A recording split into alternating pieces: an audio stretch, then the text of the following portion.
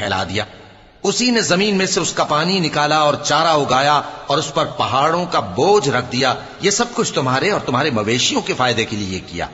پھر جب وہ بہت بڑی آفت آئے گی، اس دن انسان جو محنت وہ کرتا رہا یاد کرے گا، اور دوزخ دیکھنے والے کے سامنے لا کر رکھ دی جائے گی۔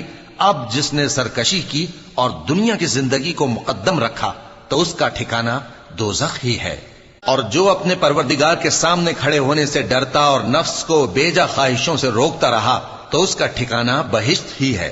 اے پیغمبر صلی اللہ علیہ وآلہ وسلم، لوگ تم سے قیامت کے بارے میں پوچھتے ہیں کہ اس کی آمد کب ہے، سو تم اس کے ذکر کی طرف سے کس فکر میں ہو؟ اس کا منتہا یعنی واقع ہونے کا وقت تمہارے پروردگار ہی کو معلوم ہے۔ جو شخص اس سے ڈر رکھتا ہے تم تو اسی کو ڈر سنانے والے ہو۔